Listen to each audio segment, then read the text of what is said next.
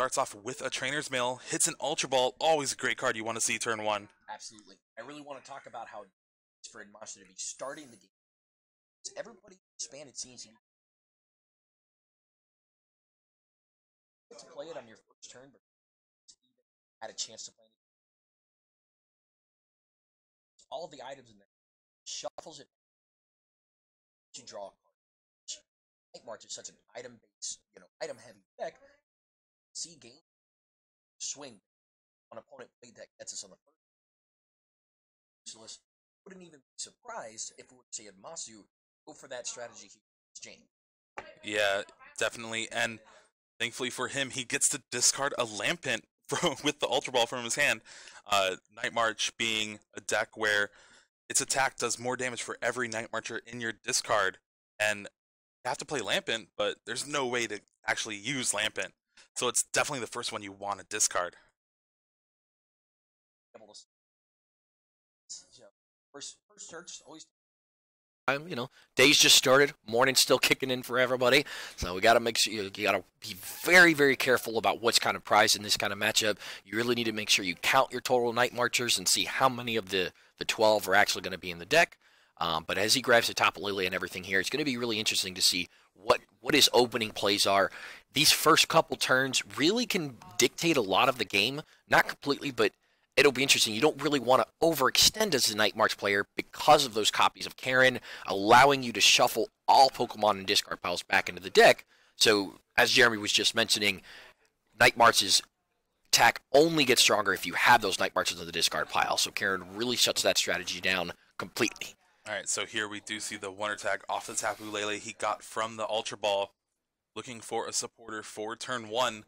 And it's going to be interesting to see if he knows that James is playing Zoroark, because you want to know that, okay, my Marshadow GX is in the deck, I have enough Night Marchers to play around, and look, he gets this off the Wonder Tag, and depending on James' hand, this could really hurt him turn 1. Right.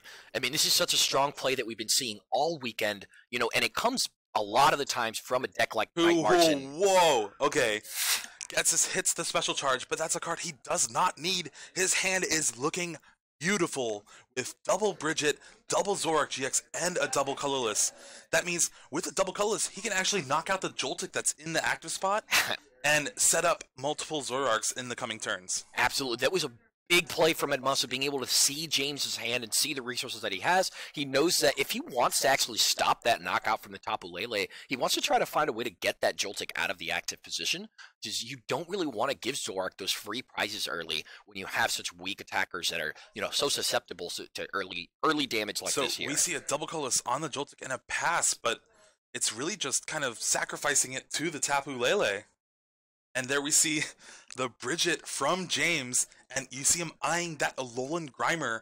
One of the things that's really bad against, or really bad for Zoroark, is Marshadow GX, and Alolan Muck, its ability to negate basic Pokemon's abilities, just completely shuts it down. Yeah, he stops that strategy in its tracks if he's able to actually get the Muck up before the Marshadow is actually able to come into play. Something you see a lot of the times from the Zoroark player is they may not even come active and start putting pressure on them until they have that Alolan Muck up because of that exact thing. They want to make sure that there's not really any chance for Admassu to have a free early 2 prizes with Marshadow, because being that he only has to do 120 damage base before knocking out the Zoroark due to weakness and everything, which really is not difficult. That's 2 battle compressors from a Night March player, and that's it. And we see James actually drew another Zora for the turn, attaches the double colorless to the Tapu Lele, and Energy Drive will take a knockout here. He actually attacks with the Tapu Lele, and there it goes. Turn 1, take a prize, and it's now 5-6 in James' favor, and also doesn't have much in play. He's going to have to rely on a big turn 2. Absolutely. That Ultra Ball off the top is really going to help him try to keep the plays and everything going here, knowing that he's only got that Getsus to be able to get back from the VS Seeker either which way. Interesting, though, to see James take that first knockout. That's actually something you usually see from the Night March's player side. Usually they're the ones that might take a knockout on the first turn, being that they attack primarily with basics. So completely different way we would expect that game to kind of open up, because Admassu opened with the Joltik and allowed him to get that knockout with the Tapu Lele there. Alright, here we see the Ultra Ball from Admassu trying to discard that Choice Band, but that's rough because Choice Band is one of the cards that help you hit those easy numbers on Zoroark GX. Right, and even though the players do both actually play a copy of her full set of Puzzle of Time, there's actually only one Choice Band usually in the Night Marcher's deck, so putting it in the discard pile makes it easier access for the Puzzle of Time, but you are going to have to waste one if you ever want to use it against them. And there we see a card that has been a staple in Night March ever since it came out, and that is Shaman EX, using its setup ability to draw until he has 6, and he drew into a Battle Compressor. This is another card that has fueled this Night March deck, being able to discard 3 cards from your deck, and really, most of the time it's just like, I'm going to discard 3 Lampents. Yeah, that's usually some of the first plays that you're going to see, but it's actually a really big card for him there. Because he's got that VO Seeker in his hand with right now only having the Gets Us option. So besides being able to put the Night Marchers in there, this will allow him to put something like maybe a Professor Sycamore, a Chorus, whatever supporter he wants to actually use for the turn, because he knows James doesn't have any items, so playing the Gets Us would effectively not do anything. Not even effectively, it just won't do anything, because you know he's just sitting on the Bridget double Zoroark hand, which is a really, really strong hand for James, knowing that he's got a guaranteed double Zoroark GX next turn, plus having an additional Zoro ready on the bench. Sure, he may not actually have a draw supporter or anything like that, because we know he drew the Zoro off the top of the deck, but it almost makes you want to end here from Admassu's position, because you don't really want your opponent to get 2 Zoroarks and play just for free like that. How do you like a Hex Maniac play? That would have been pretty good too. Honestly, if he had more going for him, I would have loved to see a Hex Maniac there. But the only problem is that he wouldn't really be advancing his own board state, so he would really just end up attacking with Tapu Lele into the other one. And oh no, he played the Sycamore and forgot to attach the double colorless energy. He chose actually not to put it on his own Tapu Lele, so he's seeming to go for a more aggressive playstyle here, potentially, so he really wants to actually use his Night Marchers to take the knockouts, rather than going in with his own Wonder Tag to be able to trade here. So he was really expecting to get another double colorless energy, it feels like, this turn, so that he could start going in on the aggressive with his Night Marchers. But remember, he is down 2 double colorless now with the attachment to the Joltik turn 1, and the way this Zoroark deck tries to combat Admassu is, like, I'll let you use a few of your resources, and then I'll come in with the Seismitoad EX, right, and just hope you can't recover. Right. And especially if you're using that Seismitoad EX on things like Joltik or anything else, you know, it really can put a damper on your opponent, because you get to take free prizes as well as set them up to not be able to use your items, and hopefully right after a Karen, so that they don't have those Night Marchers or any way to be able to put them in the discard going forward. And there we see an unfortunate Puzzle of Time, just a single copy, meaning he only has 3 left, and the odd number kind of makes it a little rough, because you really need those cards to get back your resources, like the 2 double colorless in the discard. But there we see a special charge off that Shaman EX. Those were some pretty good draws there from Admassu. He drew the special charge that you just mentioned. He drew an Ultra Ball that he can actually use to get rid of the other Pumpkin in his hand. Drew the Battle Compressor that, of course, he knew was on top of the deck from the Puzzle of Time. So if he had a way to get out of the access spot in a double colorless, that would actually really be all he needs to be able to potentially just take a knockout on this Tapu Lele. It's incredible. You can never really count a Night March deck to not be able to do anything on the following turn, because he just had that board of a Tapu Lele at the start, and he was really, really close to being able to actually knock out a Tapu Lele. Yeah. He only has 1 copy of Floatstone. He's definitely looking for that here right now. Don't know that he'll be able to get it just because he's got that full bench, so even if he wants to put down the 3rd Shaman and try to commit here, I don't really see that being an option, so probably just going to see a pass on his end. Interesting to see if he decides to play the Battle Compressor or hold it for the next turn, but he does opt to pass it back to James. I do like holding it, especially knowing the matchup. And there we see the first Zoroark GX coming down, trade, discarding the Bridget that is not needed. And I actually can't. He drew a Tapu Lele. That is amazing. That means he has access to another supporter this turn. And the best part is that as soon as that Alolan Muck comes down, it's going to render the Tapu Lele to be completely useless afterwards. So the fact that he's able to get use out of it now is going to be something that just helps his deck have less dead cards and everything later in the game, which you don't really have a lot of an issue with when playing Zoroark, just because of the tradability, but definitely going to be. There we see the second trade, discarding a Puzzle of Time, unfortunately, but he did draw into a Professor Sycamore. James got a few different options here. Interesting to see where he decides to go with this turn. You know, does he just kind of start continuing to chip away with this Wonder Tag? It's going to be really difficult to see a one-shot, one-hit knockout. We would need a lot of cards from James's side. You would need Skyfield. You would need the additional basics, another double colorless energy. So it is definitely possible, but I don't know that he would really want to go aggressive this turn if he doesn't pull off a way to get out that Alolan Muck either way. And there we see the second Tapu Lele GX from James. Wonder Tag, being able to search his deck for any supporter he chooses.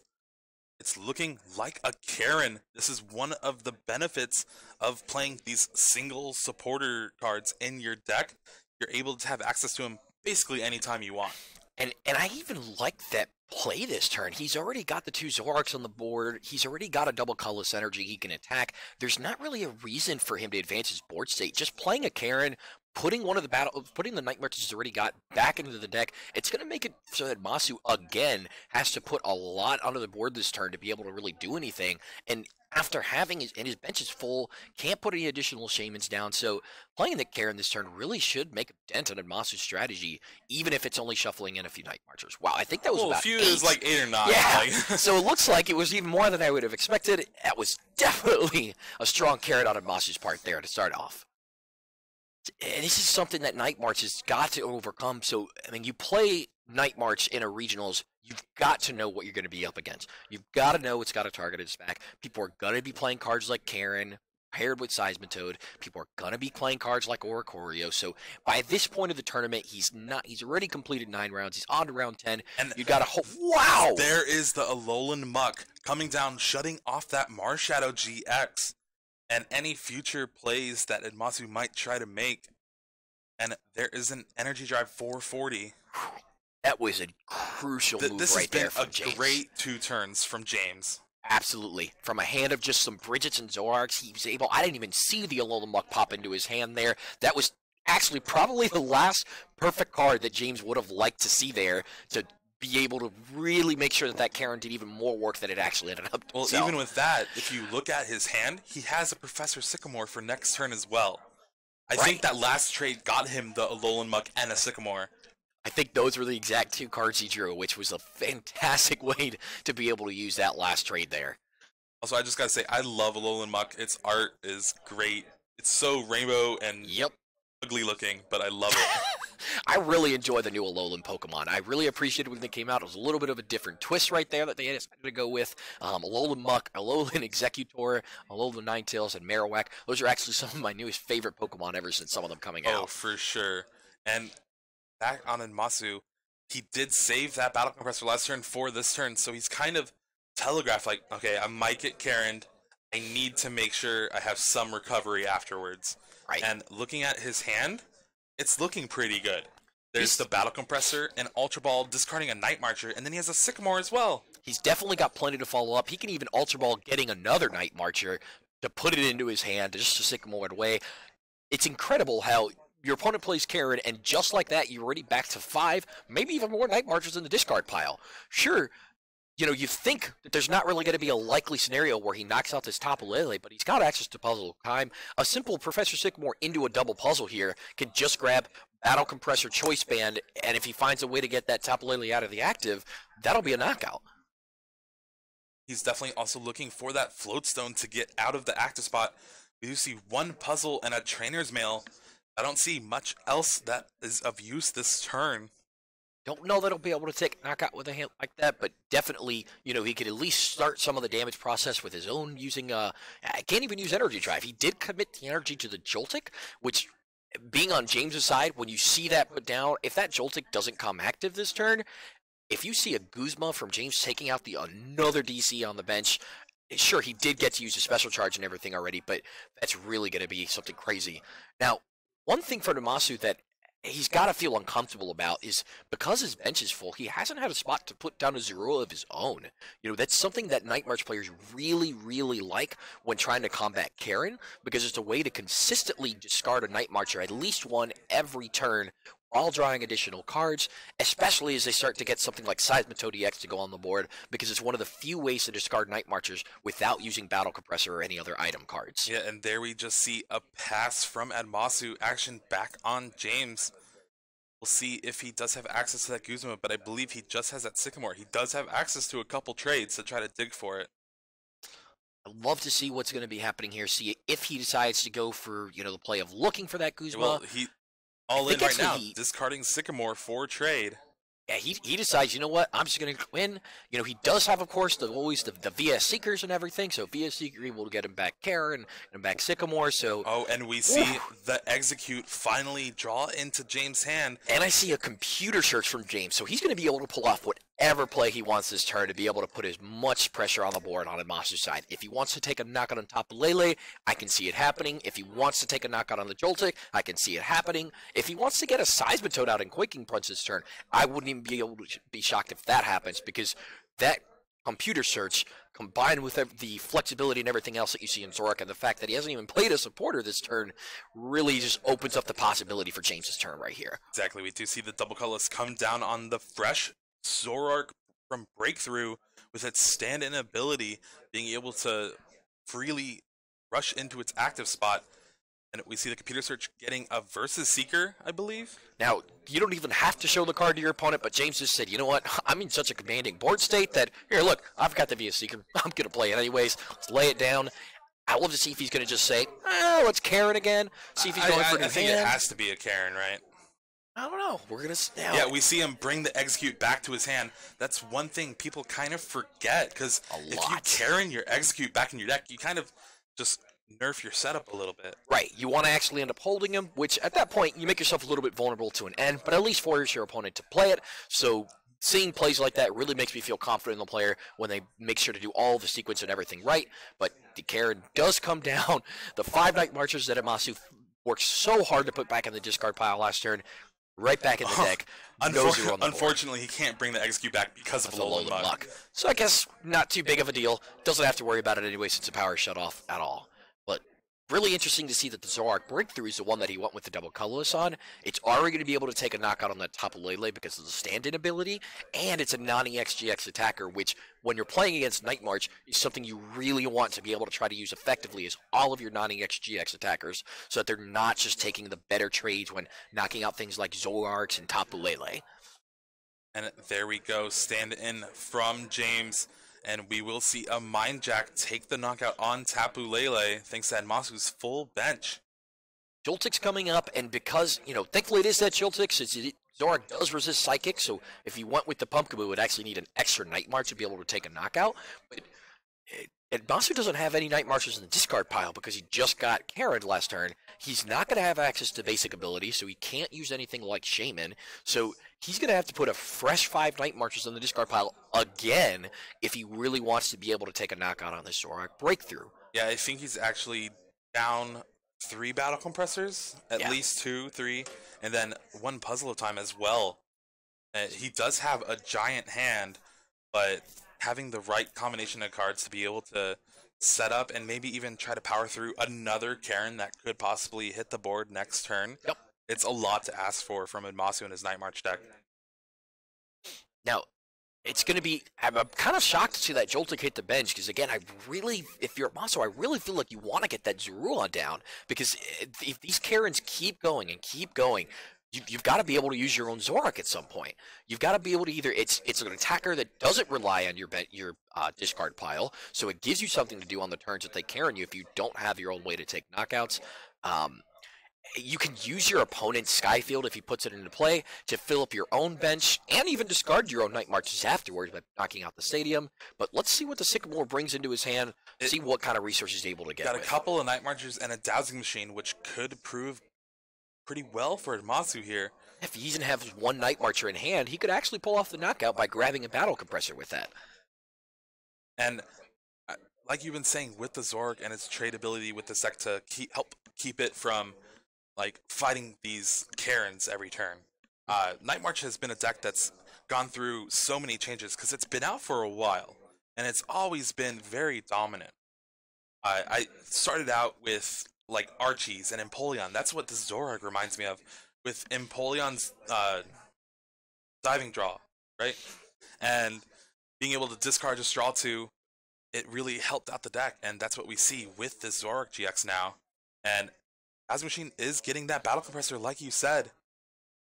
And it's crazy to see how far it really has come, because Empoleon has the same ability as Zoroark, and actually a very similar attack as well. One that's based off the field of both players, but Zoroark's attack is a little bit better. But how much of a power creep has come? In order to get Empoleon out, it was either a stage 2, or you had to play Archie's Ace in the Hole, a card that you had to build your entire deck around just to be able to make it work consistently, because you had to have no hand in order to play Archie's Ace in the Hole and get that Empoleon out. But now, they just have access to Zoroark GX, a theoretically better Empoleon that's just a stage 1. So you went from having to go through an Archie's combination to get something out to have that consistency engine to, let me just evolve into a stage 1 and I can get that same consistency engine that we had a long time ago. And there we see a Night March with 6 Night Marchers in the discard. That is more than enough to knock out the Zoroark from Breakthrough. And James promotes the Tapu Lele with double colors. Remember, this is just an easy prize knockout on the Joltik. Joltik only has 30 HP, even though it does so much damage. Right, so definitely you're going to see Admassu go down to at least 2 prizes on this turn. And this game has really been a little bit backwards in the sense of how it usually goes. It's usually you see the Night March player take the early lead, go aggressive, take a couple prizes. Zoroark player then has to see if they can find a way to make the comeback using their Toad, Karen, or whatever combination of cards they're able to. But it completely went the opposite way. James decided to take the lead. He's going to be up 4 prizes to 5 by the end of, or excuse me, 2 prizes to 5 at the end of this turn. So it's going to be kind of difficult for Admassu. He's got 3 turns. He has to take at least 3 turns to be able to win the game minimum. And James just has those 2 prizes in the meantime that he has to be able to lock up Game 1 of Day 2 Dallas Regionals. And this is why Alolan Muck is so good in this matchup, shutting off that Marshadow GX, taking away Zoroark's biggest weakness against this deck is that fighting weakness. And there we see a Skyfield come down from James. Yeah, definitely a Skyfield, despite the fact that I cannot see that card whatsoever. I have to assume it was a stadium, and the only one that he plays is Skyfield, so we're going with that. Double colorless coming down on the Zoroark GX. And he is looking very good here. Playing the Sudowoodo, again, it has no effect because of the Alolan Muck, so it's just kind of there. Something that he can put on his bench. Zoroark does need additional Pokemon to be able to attack, and he's not even really limiting himself because he still has that Skyfield in play, so he can put whatever he wants on the bench at this point. One cute interaction is if he gets a couple more Pokemon down in play, you can actually discard Alolan Muck later on in the game if he chooses, like, I might need a Tapu Lele in a little bit, right, or I might need a Propagation with Execute. And there's the Energy Drive taking the knockout on the Joltik. Down to 2 prizes now for James, and Admassu's really on the back foot here. It really is crazy, though, as you were mentioning, with the being able to knock your own Alolan Muck off and stuff like that. Zoroark decks have so many crazy sequencing that they can do as the games go on. Because they have cards like Puzzle of Time, being able to knock out your own stadium, there's so many plays that are available to it that's why we're seeing, besides the consistency level, so many top-level players choosing to arm themselves with that Zoroark deck, because there's just so many options that you can pull. You almost can find yourself a way out of any situation if the cards can fall into your lap in the right direction. And remember now that since James just played a Hex Maniac last turn, he did not have access to that Karen, meaning there's 7 Night Marchers in the discard. Admassu is just a Choice Band away from taking a knockout on the Tapu Lele, but he discarded the Choice Band earlier on in the game, so he'll need a couple more Night Marchers in the discard to actually take a knockout. He does not have a copy of Teammates in the discard pile. Unfortunately for Admassu, he is going to go with the Sycamore this turn. But if he had Teammates, he could have just grabbed the double Puzzle of Time, grabbed the Choice Band, and the knockout's already set up and ready for him here. And there we see off the Sycamore, discarding both of his Zoroark GX. It's been a thing that's been plaguing him all game, is not being able to get Zora in play. I think it's really going to make a big impact. Going into Game 2, if it finishes the way it's looking right now, one thing we're going to want to see from Admassu is really just making sure he prioritizes getting those Zoruas in play, because combating the Karen otherwise is just so difficult. And he's like, if you have the Guzma, you win. And James shows him the Guzma. He will be able to take a knockout on a Shaman or a Marshadow GX. And James takes Game 1 in pretty decisive fashion. being able to take a knockout almost every turn. And not only that, but Karen probably like turn 2 like to 4.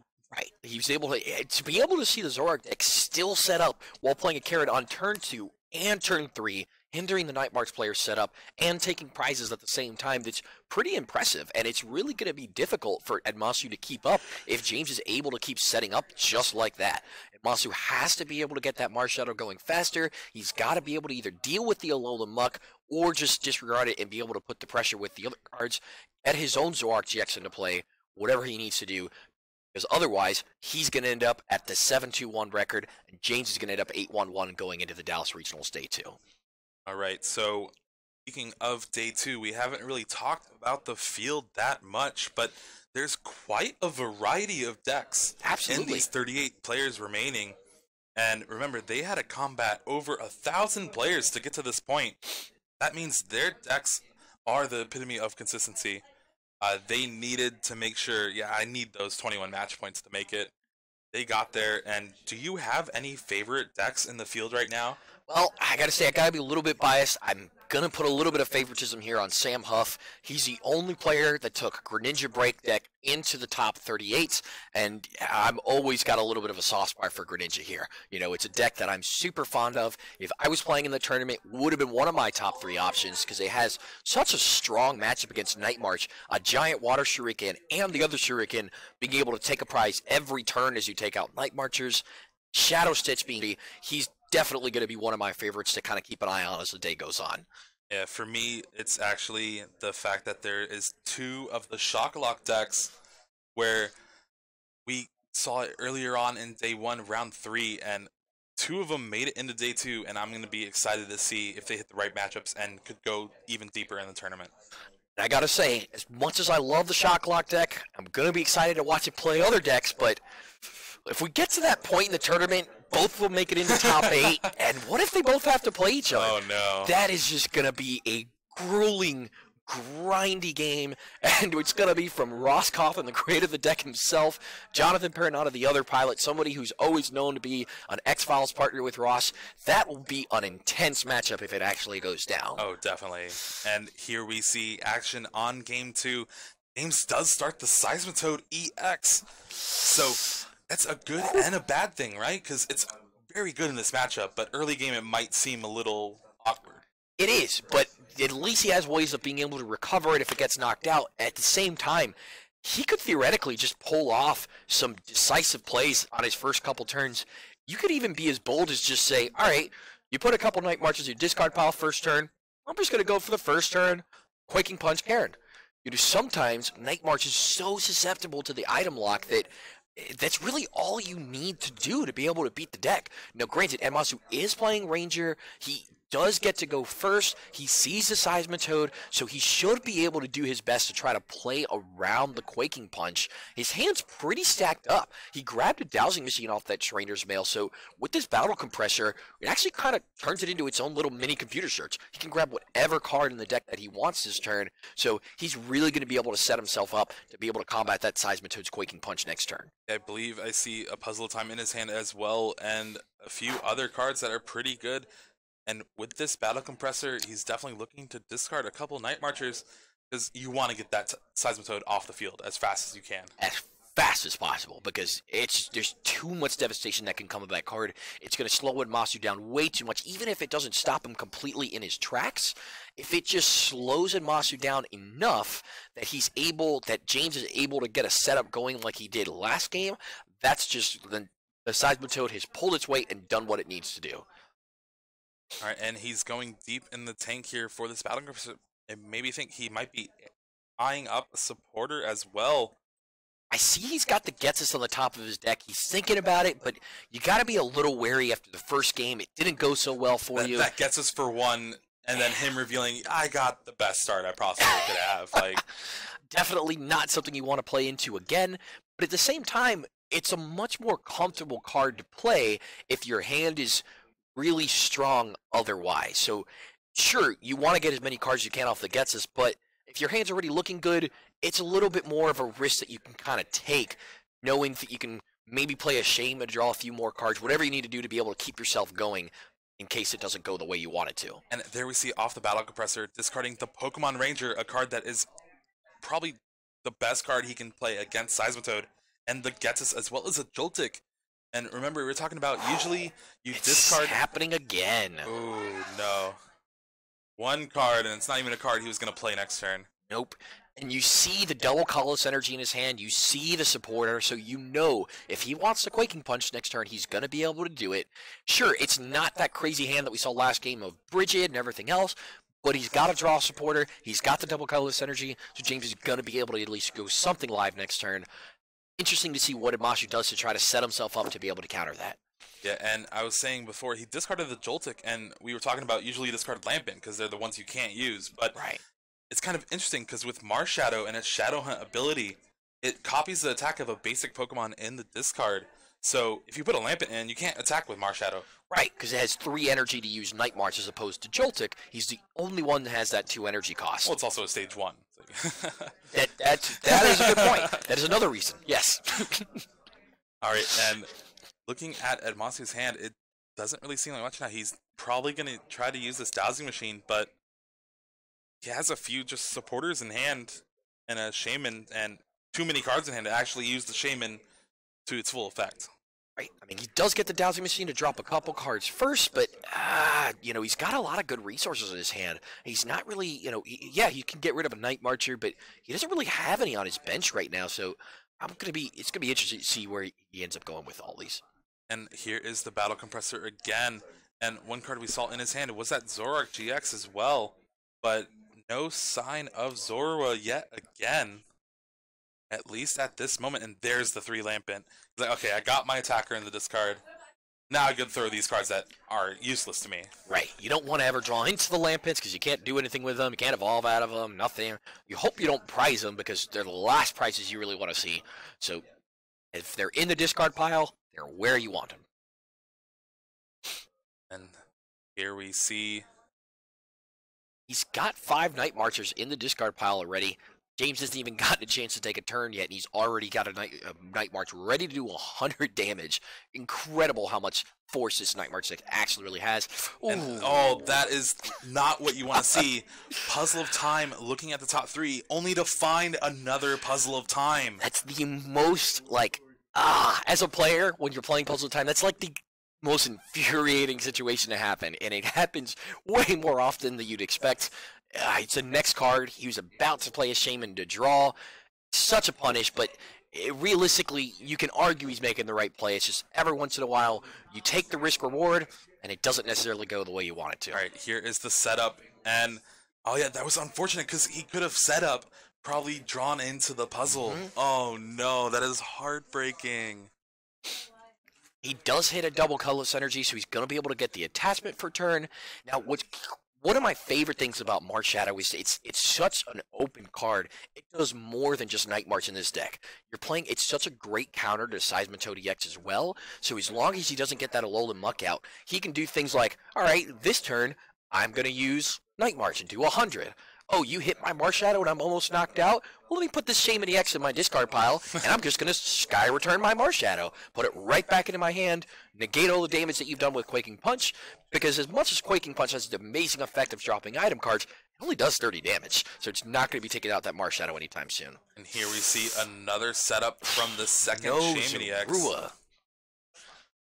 Really was hoping we were going to see that Zorua there. Yeah, and I was thinking before, he didn't have the Zoroark in hand, it was the Tapu Lele. They just all look similar with that Rainbow Rare. Interesting to see that he's going the one tag. It looks like here. That was before the Shaman and stuff like that. Yeah.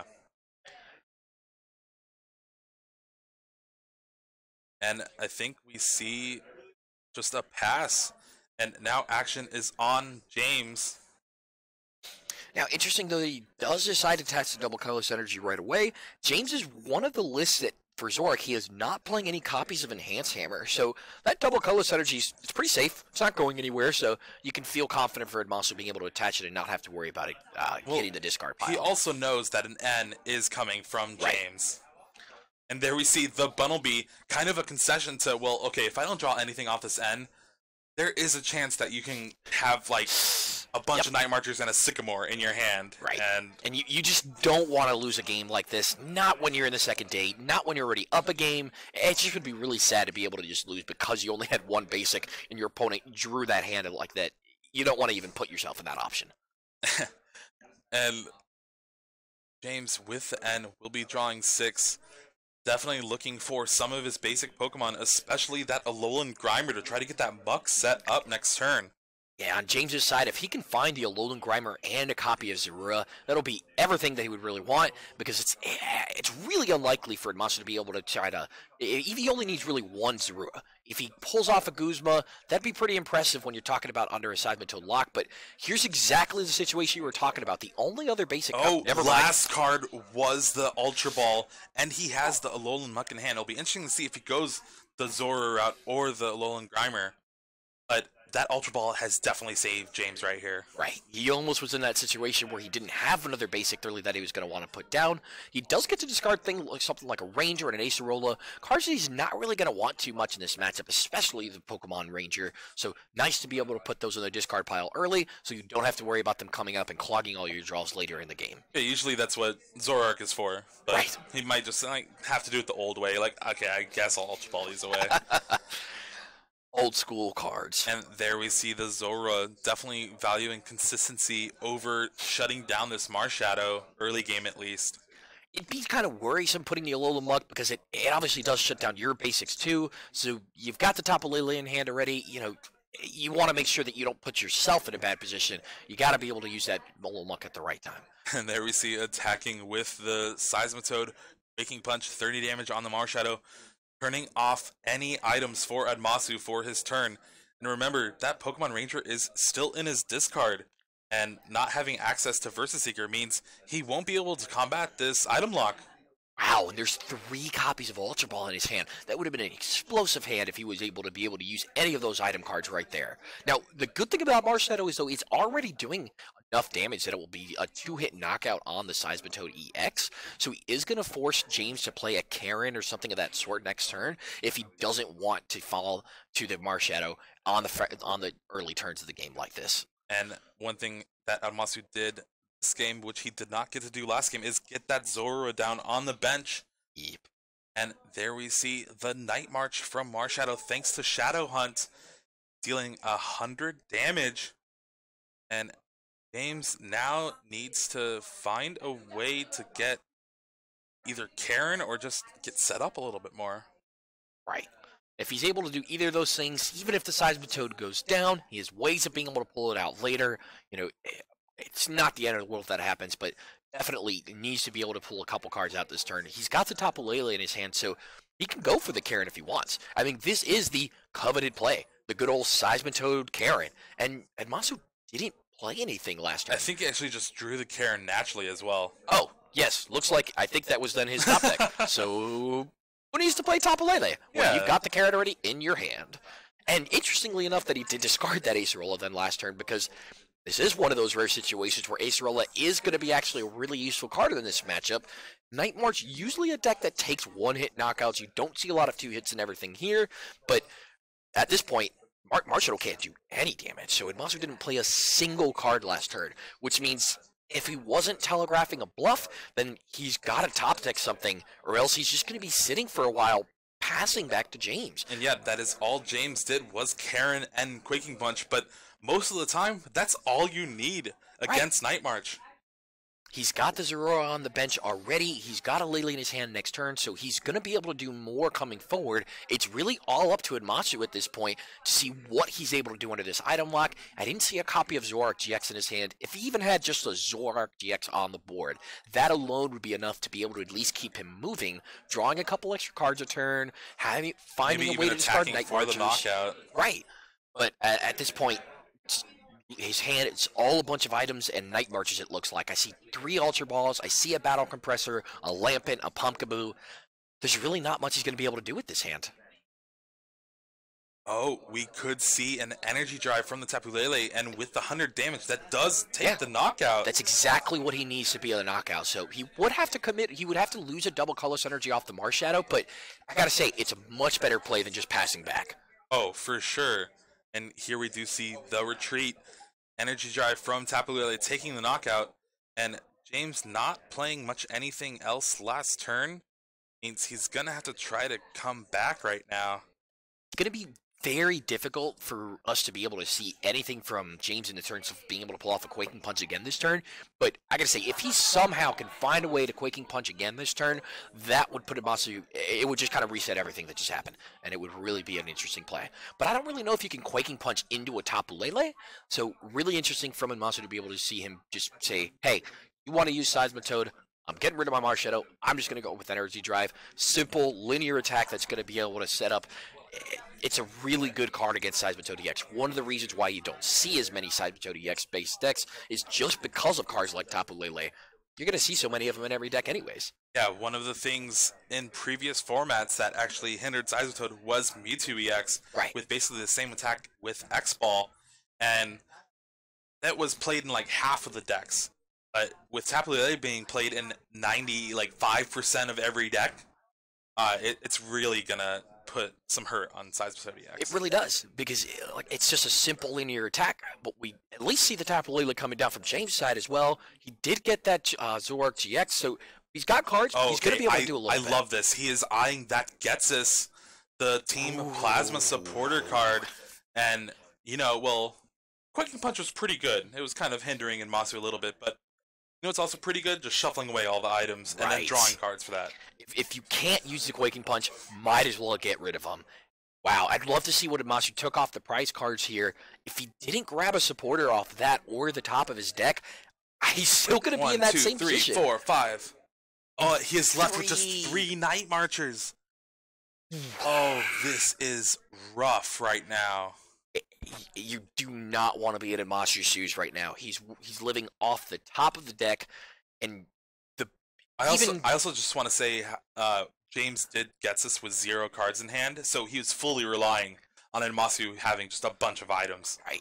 I think even if he had just a couple of them, he at least still had the trade ability to be able to draw a couple more. But I agree, it's definitely a risky play. But you got to think, if your opponent's sitting there passing when you're using something like Quaking Punch, it means your end's either chock full of Night Marchers, chock full of items. If there was a Sycamore, anything like that was in there, it would have been played down. All right, here we see a trade from James, first trade of the game. I think he got another Zora. That's what he needs to see. He also has the double colorless energy, so he will be able to put some pressure on this turn. And the Sudowoodo. I want to make note of that because Admassu already has a full bench. He doesn't have a Night Marcher on the board. He just has that Marshadow. Oh. So if he's able to lock him up with Roadblock and play a Karen, he's actually going to make it so that nobody can use Night March on the board, and he's going to have to use Sky Return, Energy Drive, Riotous Beating of his own. He's really going to have to work out of his usual conventional Night March strategy to be able to get himself out of this one. And here we do see the Sudowoodo come down. The road is being blocked. And Riotous Beating dealing 100 damage to the Tapu Lele. And Admassu needs to draw a Sycamore here. And, okay. That was... It wasn't a Sycamore, but it's still pretty good. Arguably as good as a Sycamore, because this is going to be something he's got for multiple turns. He gets to dump the extra Night Marches he's got in his hand. That was really one of the 2 best cards he probably could have found off the top of his deck. And remember, he does have just the 3 Night Marchers in his hand, but thanks to trade, one of them will go to the discard, and we'll have to spin the wheel again. 2 brand new cards. See if he's able to get his own supporter, something that's going to be able to put him into this position. But I believe... there's Alolan Muck in play. He's got Night Marchers. He's got to be able to put Night Marchers in the discard pile. That is the first one, but if he's able to even get 6 in a double colorless, it's not the hardest thing to do. If he were to draw a Sycamore off this trade, I can see that Zoroark actually getting knocked out, and it's the only one James even has on the board. So, while it's not the most likely scenario, Admassu really has a window here that if he's able to take advantage of it, could put James in a lot of trouble. Well, again, it's all up to those 2 cards he drew, but with the hand face down on the table, doesn't look like... it's another Night Marcher and a Puzzle of Time. Ooh. Ouch. So this is going to be one of those where you got to decide, do I look at the top 3? It felt really bad when he did it last time. He's already got, I believe, 2 in the discard pile. He's got at least 1. It might even be 2. I'm going to go crazy if there's another puzzle on top. Okay. But I believe, actually, that's the 3rd Puzzle of Time. So he just committed at that. If it is, then he just committed to saying, you know what? Once things hit the discard pile, outside of VS Seeker, my dowsing machine's already gone too.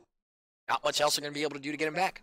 And this is unfortunate. The top 3 cards, there is a double colorless, which he will need if he wants to attack with Marshadow, but 2 Night Marchers on top as well. That means, well, I can draw my card for my turn next turn, and then trade for 2 more cards. Right. But I still don't draw anything. Right. I almost would have liked to see the puzzle held till next turn, be able to look 1 card deeper with that puzzle of time, because now those are the top 3. He's not getting farther than that next turn. So looking at that, as a player, I'm not really going to be able to do much next turn either. We might even see something like a Skyward turn next turn, because he's got to be able to get something out to be able to put some sort of pressure on James. Yeah, well, thankfully, he is the one that's up in the prize trade right now, and Energy Drive putting 80 damage on Zoroark GX.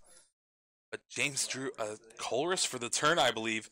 A card that has been such a powerhouse in Expanded, especially with all these Skyfield decks as well.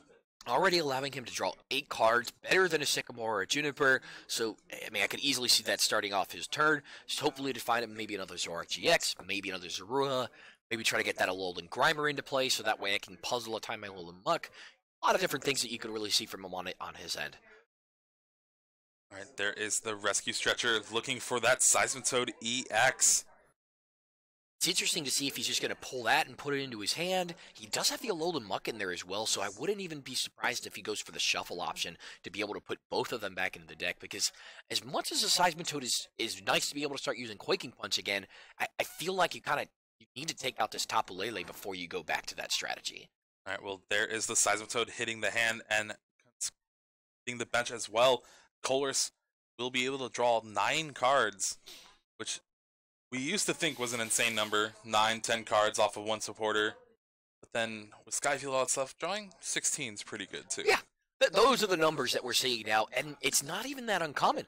Probably the only reason that you don't see those 16s is because there's so many copies of Sudowoodo, all the roads are blocked to 16 cards. Oh, man. All right, Kohler shuffling up for James. 9 brand new cards, and pending there is what 100 on the Tapu Lele, so that's getting knocked out this turn. Right. At this point, he's already got the knockout on the Tapu Lele. The only things he really wants to see is another Zoroark, which I can already see in his hand. Maybe another Zorua. Maybe the Alolan Grimer. There's only so much to ask for, but still has a trade ability and everything ready to go, so he's going to be able to do some more this turn. And he draws 1 card that I love in Expanded that doesn't really get much due diligence. That's Pokemon Communication.